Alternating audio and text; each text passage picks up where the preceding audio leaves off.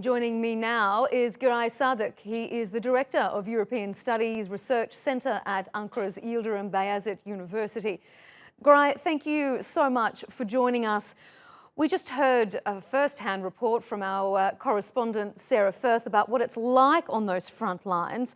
But any conflict between Russia and Ukraine is going to spill out well beyond. The implications will go well beyond their borders. How dangerous, how concerning is it for this entire Black Sea region? Well, indeed, it's clearly around Ukraine, but certainly not limited with Ukraine. It starts with states that are bordering Ukraine from the Baltic Sea to the Black Sea, including Turkey. And on top of that, that remains a challenge for the post-Cold War security order in Europe, which affects NATO, United States, and as NATO ally, Turkey as well in that regard. Therefore, Turkey is not only rightly positioned for mediation, but also is likely to be among the most affected countries should there be any further escalation.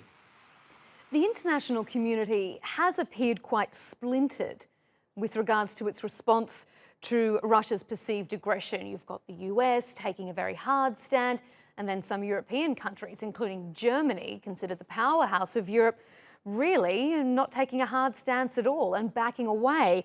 Is that playing into Russia's hands? Well, definitely. There is an American saying, united we stand, divided we fail.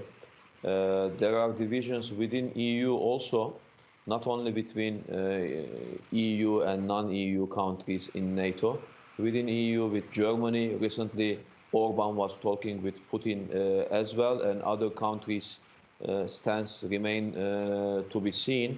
But to say the least, there is lack of consensus on how to act vis-à-vis Russia, and also that affects the determination and effectiveness of sanctions and any kind of NATO resolve in that regard. So that clearly gives an upper hand to Russia, and that's a position that must be considered within NATO and EU. And just finally, Giray, how much of this comes down to natural resources? How much is it a concern for countries in Europe to back away from trying to be too hard on Russia because they rely so heavily on Russia for natural gas and oil?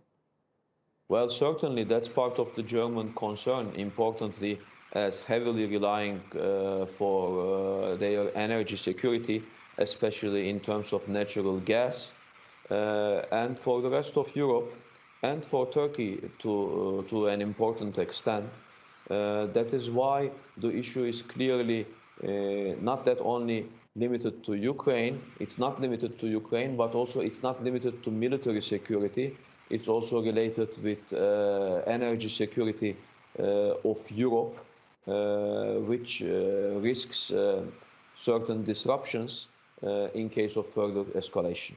And that is a very serious concern for everyone involved. Giray Sadik, thank you for joining us live out of Ankara.